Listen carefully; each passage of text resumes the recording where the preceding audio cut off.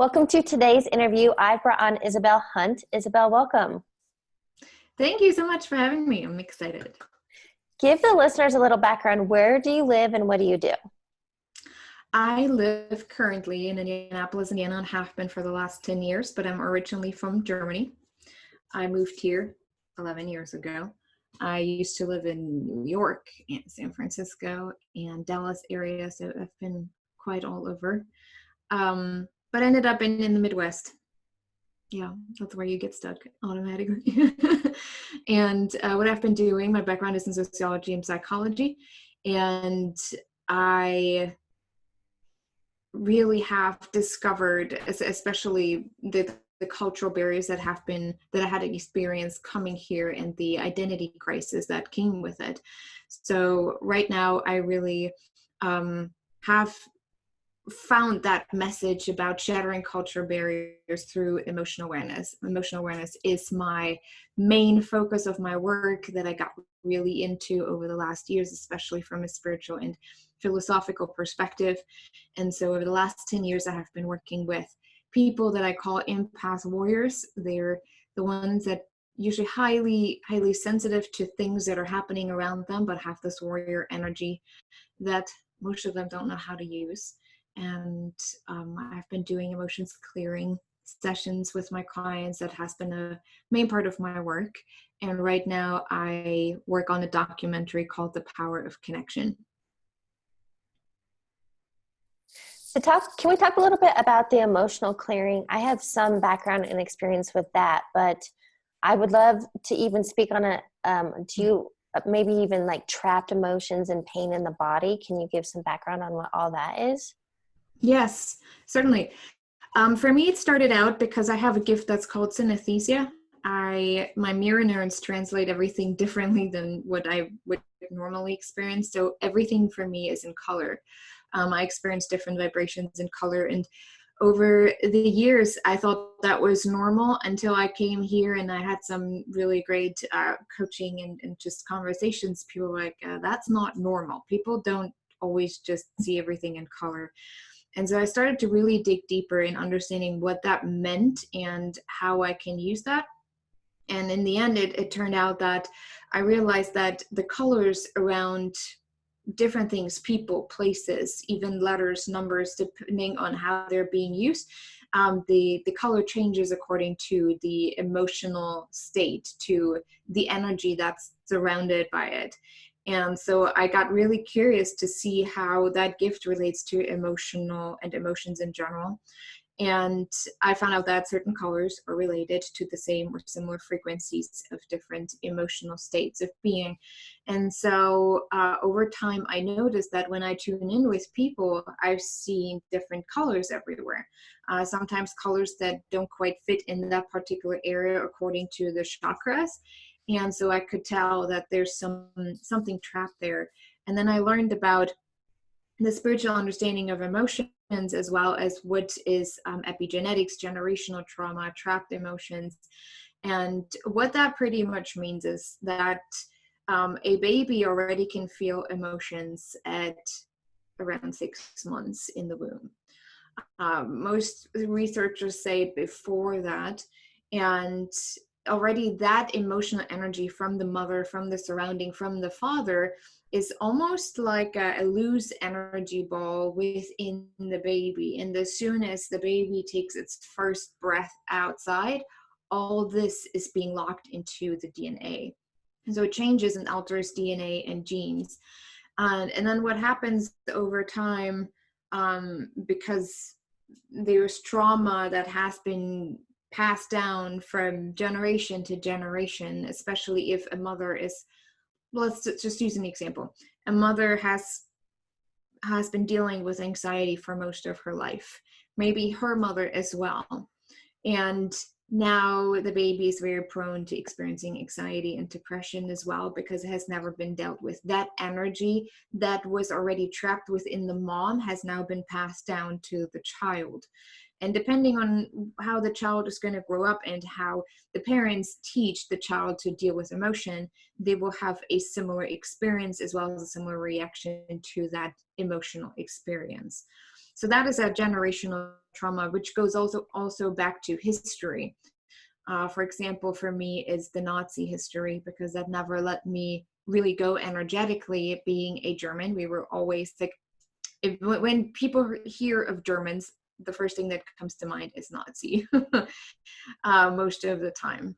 And that is a trauma that has been stuck to us for many, many generations. The same goes with slavery, oppression. This is trauma that keeps going. And then within our own personal lifetime, we have events, especially as children. When you're a young child and you don't really know what's going on in the world, everything can be pretty much a trauma, from a screaming parent to a hitting parent to feeling lost at school or being laughed at, being bullied. That's all trauma. And most of us have been taught that you can't show up a certain way. You have to express certain emotions in a certain way, because we have labeled emotions and put them in a box that is considered as normal. And if you don't respond within that normal labeling of the boxes, you need medication. There's something wrong with you. And so that trauma, most of the time, the experience, which wouldn't really be that bad if we were able to express how we feel about that in our own way. But because we are not allowed to, even as children, from a social perspective, we just kind of, it's like you're bottling up a bottle. Like at some point, it's just filling up with all of the crap. And we know that because it's specific energies, it attaches to certain organs. So for example, anger is often related to the liver. They operate on similar frequencies.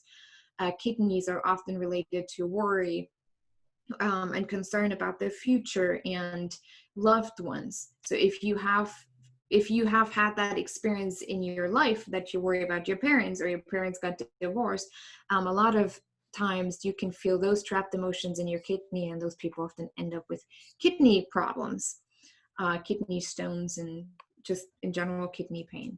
So that is what we consider as a trapped emotion because of the energetic perspective.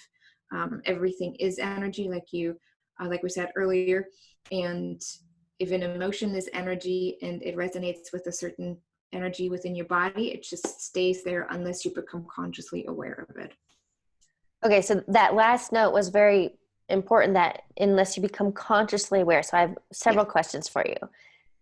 What you shared is like the history of like your German background and the culture and those trapped emotions. And so, and even a baby in the womb and then coming out, it's that we're a sponge and potentially we can be, quote, conditioned by our environment, but not that we are a victim to our environment. I think are you just saying like that energy, Dr. Joe Dispenza talks about all the time, and many others, but energy is never created nor destroyed. So thoughts that have been made, experiences from history hundreds of years ago, are still traveling around.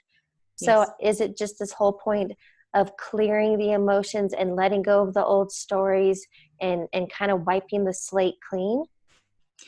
Pretty much. What happens if you just imagine it with as a picture. So let's say you come to me because you always have stomach issues, and you say, okay, no doctor can find anything. I just seem to always have some cramping and just pain going on. But physically I'm fine. Is there something going on emotionally?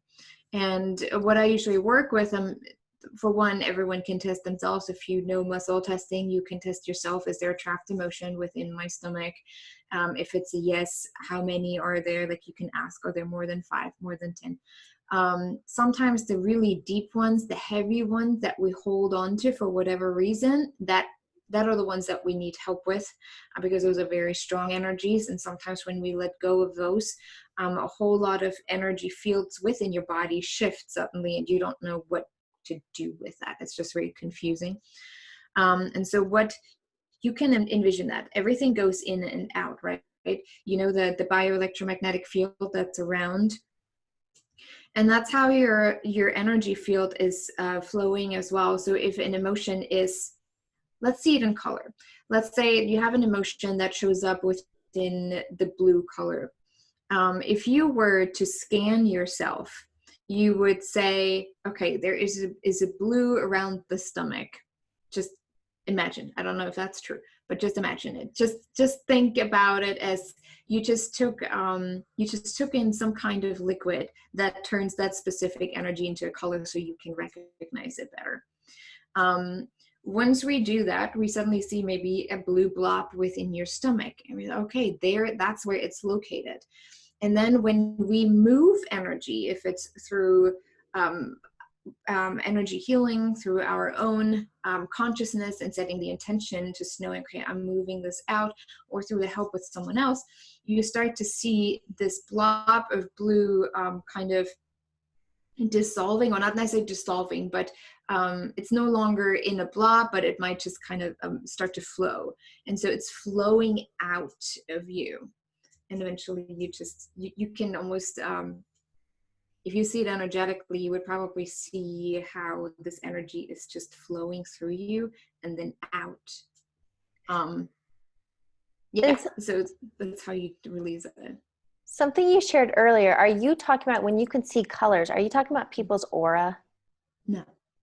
I cannot see that. I have been trying to, and I've been practicing, and I cannot, but I came to the conclusion that if I were to, it would interfere with the gift that I have. For me, most of the time, the most dominant color shows up around the heart center because it's the strongest vibration. Mm. And often that leads me to a intuitive message. So if someone said, hey, would you mind tuning in with me? What is the color that you see dominantly? I usually focus on the heart area because that is connected to the soul. And often there is a message from the soul that for whatever reason, we can't consciously fathom or just can't get to it. And so I help them understand that part of it. If I were to really tune in, I can see different colors around your body, within your body, like what I said with the trapped emotions. I can usually see that. But I can also focus on the collective energy, just setting the attention, okay, what is the collective energy of a group, and how does it show up for me in color? And then I just see the collective in color, even though the individuals of that collective show different energy fields or different colors. I want to bring this up, energy, because, we all do have our own different gifts, but I'm sure that even if people don't quite understand or haven't experienced how you see color, you know what it's like when you walk into a room and it just feels eerie. That's yes. Energy, right? Or when you walk yes. into a room and like somebody is just, their energy just exudes this confidence and like a ray of sunshine, and you're just magnetically attracted to them. That's also energy. Yes. Okay. Exactly. And I'm curious, is this something obviously you can do in person being located with, but have you ever done it over the screen? Like, yes, I only do it. I don't have an office because for when I have a small child, and I've been doing that for so many years, and that was just, I was always curious, is it possible to do the same work through, let's say, Skype or Zoom as I could do it in person? And I even found it easier because people tend to relax more in their own home. And because energy, there is no limited time and distance, as we know. So it's not, for me, it's so strong that for me, there's just no distance there. So I can do that remotely. That's awesome. Quite the gift. Okay, so then question for you, what does it mean to operate from trust and surrender? Because I believe, I try to think of it, I'm very visual, that a lot of people, it's like they're living with their fists closed, they're stressed, they're trying to control this is how, yes. But if they could just let go and open up and allow, what does it mean to come from a place of trust and surrender? To me, coming from a place of trust and surrender is to understand whenever I operate from within social expectations or expectations of a group that I feel related to or that I feel I resonate with. So for example, entrepreneurs, for example. There are certain standards that we have, like this is what you have to accomplish to be successful. This is how much money you have to make to be considered an influencer or whatever. And for me, trusting and surrendering is to step away from all of that and create my own path. So if that means that I'm supposed to, that I really feel and get this vision of doing something that is totally outside of my comfort zone, something that I've never done before, but something where I don't know how much money I will make with that. It may even cost me a bunch of money, like our upcoming documentary. I just do it. And I just say, okay, I'm surrendering to this project. If this is supposed to be what I'm supposed to do now, then you just have to provide. I just talk to my spirit guides and to God, and I'm like, well, there we go. If you want me to do that, then you better provide. And it usually happens. But it doesn't align with the common standards that we hear everywhere. This is how you are supposed to show up. This is how you're supposed to do things. This is what you're supposed to have. That doesn't align with me. That creates total anxiety for me. If I step away from that, and I just trust my path, and those are the lessons that I have to learn toward a complete understanding of oneness with a divine force, then this is what I'm going to do. And that takes a lot of trust.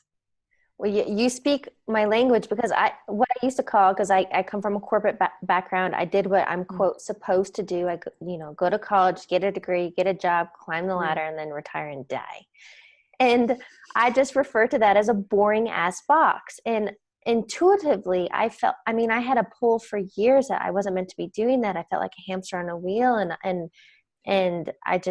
I hated it. I felt miserable. And it wasn't until finally I took a huge leap of faith, trust. I trusted that pull, that I would be guided. I quit corporate. I had no plan, didn't know what I was going to do, and ended up with a 6-figure payout because the company had IPO'd like a month prior. I didn't think that meant any value for me. But I think the point in that is to not live in that boring ass box, to step outside of it, to trust and surrender, to follow the nudges that you will always be taken care of. Yes.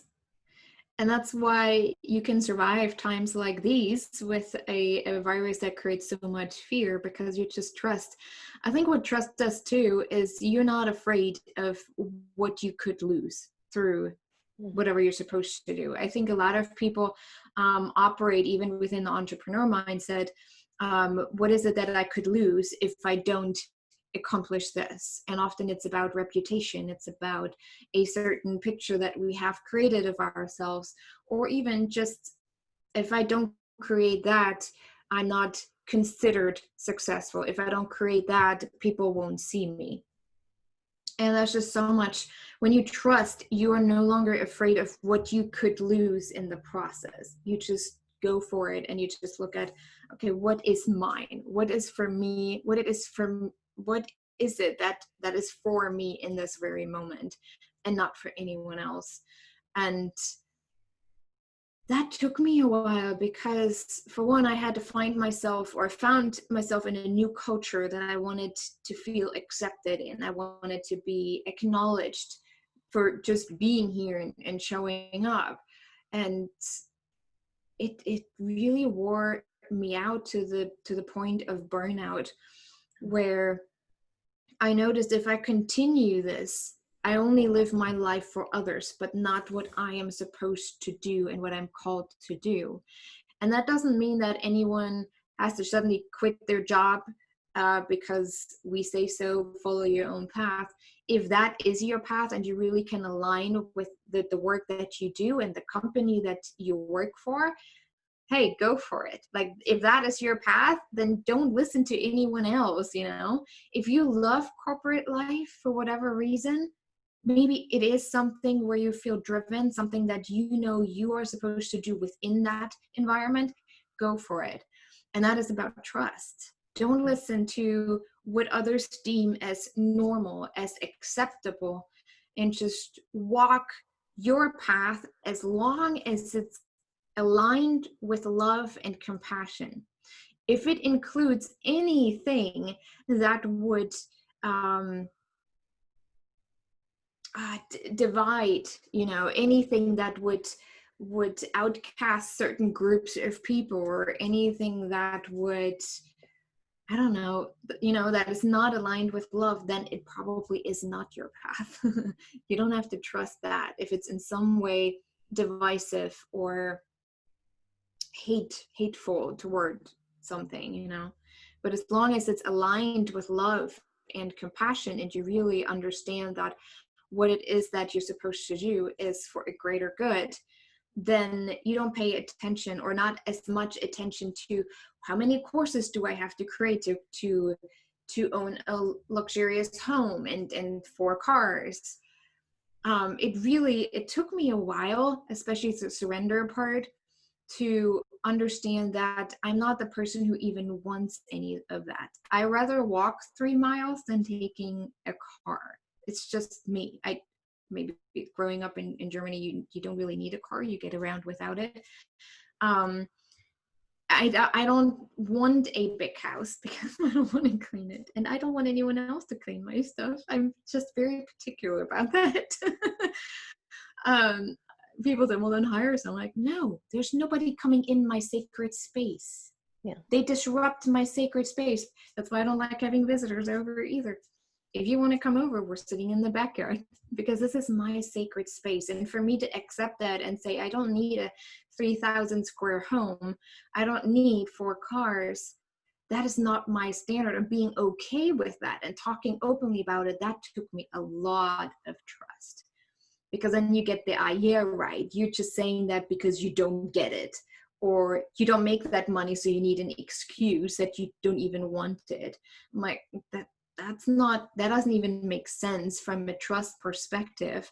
It's just not something that is important to me or a privilege. The work that I do is solely focused on shifting consciousness, of bringing people together, of shattering cultural barriers that we have created, helping people understand what's going on in your subconscious mind, so that we can create a different world moving forward. And that has nothing to do with how big my house is, or how many cars I have, or how much money I have in my bank account, because I know I'm always provided for with everything I need, every time, every day. So I have one question to end kind of on that, and then I want to move into this whole shifting consciousness. But my question for you is, what advice would you give to somebody that is like, yeah, I mean, I resonate, I relate to this, but I'm so used to following the norms, I wouldn't even know, it's like that whole, they've gotten away from their authenticity, or they don't even know what they want. They don't even know what their intuition is. I mean, what advice would you give someone to like get back on track, find that alignment? Final alignment is observation. A big part of people who have a high level of awareness is they're really good observers, not just of their environment, but especially of themselves. And if you find yourself in this feels like a prison, like I don't even know where to start, like it just feels so unnatural, the best thing is for 1 or 2 weeks to take out a journal, and a journal pretty much everything that you experience from when you wake up in the morning. Say, okay, I woke up with this thought about work or this person. I don't know if this is going to be important, but I just write it down. Write down how it felt. Maybe it felt heavy, or you started to feel somewhat angry, or just explain or just describe how it felt in your body. You don't even have to name the exact emotion. And then let's say you go take a shower, and suddenly you go through an entire scenario of how shitty your day is going to go. Write that down. What did that do for you? How did it shift within your body? How did it feel? Where did you feel it? And just really for a week or 2, pay very, very close attention. And you will start to understand, okay, this is where I'm not in alignment. I think the people that I'm constantly angry about, I need to create better boundaries with them so that I can be more myself. Or asking myself the question, why do I feel like I can't be myself with that person? Why can I not trust myself with my coworker? Why do I always feel they're superior to me? They know more, so I'm not worth as much. And so I try to just squeeze myself through this. Those are all self-reflective questions. You can do that on your own. You can do it with someone who can reflect things back to you, which is probably a little easier because then you don't get trapped as easily within your own head. But in general, if you just start there, that is it's doable. but it gives you an incredible insight what's going on within yourself, what are patterns that you create throughout the day. Is there something repeating? Like if you see a specific person do something particular, does that trigger you and bring back memories? Pay attention to those little things just for a week or two and see how you are shifting your level of observation. Because the more you observe yourself, the more you're capable of observing others, and then you start to feel more compassion. Like, oh, maybe, hey, the same way I respond to the situation from this perspective might be maybe for them too, and they just react differently to it. You just start to question more. You start to be more curious. I think a lot of people who are stuck have forgotten how to be like children, to ask questions, to be curious. Why am I doing certain things? Why am I going to work, or why do I go to a job that I really don't like? And it could be as simple as, I'm really afraid of losing what I have. This is comfortable. This is what I like. This is what my parents expect of me. This is what society expects of me. And it just feels comfortable, you know? And then you just have to ask yourself the really honest question, is this how I want this to go moving forward? Or are there little things that I can already change? Maybe it's a different routine in the morning that would already change your day throughout. It's just really about curiosity, asking questions, and observation. Yeah, so my key takeaways from what you said is, you say observing. I also think of it as being aware. So being aware of your thoughts, being aware of your triggers, and aware of your patterns. And curiosity, I 100% agree. And and I think it's hard at first, but to let go of judgment. So instead of judging yourself and judging others, step back and just be curious. And the final note on that is to not attach meaning to your thoughts. This Right. is Being something that I'm detached. learning, Yes. is that you are not your thoughts. So when you have your thought that I'm not worthy, I'm not capable, he doesn't love me, whatever the thought may Right. be, let go of that and observe, and that's interesting, and let it go. Yep, that's exactly what I thought. That's interesting. Is it the truth, or am I just making it up? Right. Like, do I have proof that this is really true? And most of the time, especially when it comes to I'm not good enough or I'm not worthy, there is nothing that could prove that. Like, you just sit on like, well, no, it's just a belief that I have. And if it's a belief, there's this great reassurance that we can shift a belief system, the more we connect to the heart. Well, so can we talk about this, the whole shifting consciousness and beliefs? Because I come from a point, not to use the word so much, but I believe that beliefs create our foundation. So if you have empowering beliefs, you're going to have a house of, a very strong house to build from. If you have disempowering beliefs, limiting beliefs, your house will shatter. Right. Well, most people don't even know what are disempowering and what are empowering beliefs, because there's just a lot of programming that has been going on within our lives. If it's through school, if it's through the example of parents, this is how it's supposed to go. It just becomes your very normal. However, when you really, like, your beliefs come from specific programming. So you come into this world, you're being taught a certain way to act, to react, to think. Then you go to school, you're even more programmed. This is how society works. If you want to be part of it, that's better what you do. Then you start college and you become an adult. Well, if you want to be part of this group, you have to be cool. You have to do it a certain way. So there is the programming, the innate understanding of how things are supposed to go that determine your beliefs about yourself, as well as how you want to relate to society, how you want to relate to others.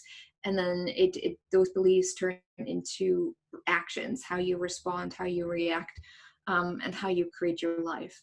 So I think a lot of people have to become aware first of the programming that they have grown up within. What is it that I have been taught that really doesn't resonate or is not even close to aligned with the freedom that I want to experience, the love that I want to experience, the way I want to connect with people? uh, and just being aware of it, not even just trying to rebel against it and protest against it and, stand off, but just being aware of it gives us a choice. And then does this programming actually resonate with me? Does that create connection with myself, with others, or is it something that just feels really icky? And that is a little bit harder to get down to. I think often we're more aware of some thoughts that we have, but most of the disempowering beliefs, we don't think them within our consciousness, because they're so from our subconsciousness, from the programming that is further down buried. I think the one way that I have found, and also with my clients over the last 10 years, is meditation. That's when you really start to separate yourself, your soul, from that specific programming. Because during meditation, the longer you do it, the more you become, or the more you are in this float state, where you feel like you're floating and you're disconnected from everything that you think identifies who you are. There is no identification except for identifying with love, with your soul, with a divine connection. And from that place, it's easier to just take a step back and just watch, okay, this is programming that really doesn't resonate with me. And this is things that I have learned that just never worked out for me. Like maybe for some, school never was the way to go. They really struggled through that. That means you bought into a construct, you bought into an idea that was set forth by society, and you just conformed to it. Yeah. It's just something to be aware.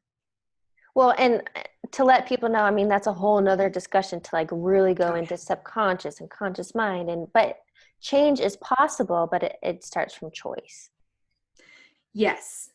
And choice comes with observation. If you can understand, okay, this is what I actually do and I wasn't even aware of it, that's the moment when you can choose. And the more you choose the path that is aligned with your soul, with anything that is within the energy of love, the more your body will follow, the physical will follow that energetic, spiritual understanding of who you are. So then, question for you, what is one key takeaway you want listeners to get from this conversation? One key takeaway is, well, for one, right now, it is the perfect time to really take a deeper look at where are we at as a society? Where am I at myself? What are things that I'm so attached to, even life itself, that takes away the freedom, the joy, that just created an ideology around my life, and it just doesn't resonate on a very deep level.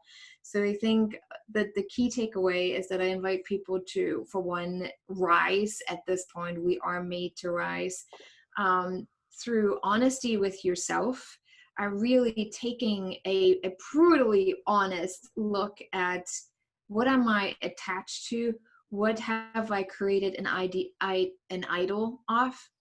It could be your house, it could be food, it could be your family. Like if there is an attachment to how you think things are supposed to go, that is becoming an idol.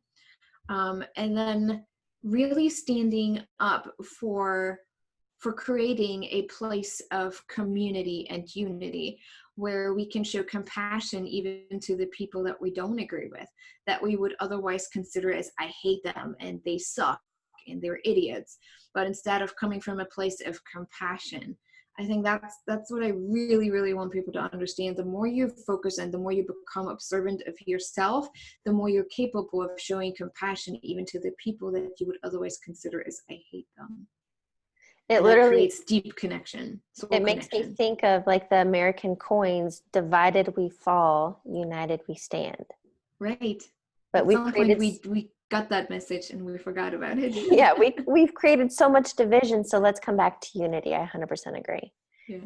So then I have a few rapid fire questions for you to wrap up the interview. Okay. The first one being, what is a quote or motto that you live by? I'm not very good at remembering quotes. I have a really hard time remembering quotes. A motto that I live by is treat everyone with respect. See everyone as a mirror to yourself. If you can do that, compassion will grow, not just for yourself, but also for others. That's a motto. But yeah, I can't remember quotes. Well, that's It like never came. I can't remember movie lines, so no worries. Oh, me neither. I can never even remember the authors of the books that I read. So, what is a book you're currently reading or highly recommend? What I'm currently reading. I'm currently reading The Living Buddha, Living Christ. That's a good one. If you can see it. Yeah. I don't know how to say his name. T. Not Han, maybe something. I don't know. Living Buddha, Living Christ. So far it's really good. I've got a few, and then it just really talks about how certain religious beliefs, especially, I think religion is the root cause of most of the division that we experience, the wars that are happening within ourselves as well as with others. And it's beautiful how everything is really connected, that there's not one religion that is superior to another. Not one is the absolute truth. It really is the divine, recognizing the divine within us, and that we're all connected. So far I really like it. It's good. Awesome. I may check that out. I'm newer to kind of Buddhism and that thought, but I'm always open to learning. The more I learn, I grew up Christian, Lutheran, so pretty strict. But the more I learn, the more I feel like I resonate more with Buddhism. I Yeah. don't know. More to spirituality, yes. Yeah. Okay, final question. What advice would you give your younger self? My younger self, I think it's the same advice that I always give my son. Always ask yourself every single day what you learned about yourself. That will help you at a very young age already to observe yourself, to create a level of awareness of where you're at. And it's something that I have been doing with my son. He's now 6. Every night we ask him, like, what is it that you have learned about yourself? And sometimes it goes pretty deep and pretty incredible. And I think if I would have done that from a very early age, I could have avoided a lot of problems in my life and challenges. That's amazing. A 6-year-old is already self-reflecting. So way to go, Mom. He's a very old soul. I think he's teaching me more than I'm teaching him. Yes. Well, that's a He's great note awesome. to end on. Thank you so much for joining me for today's interview. Thank you.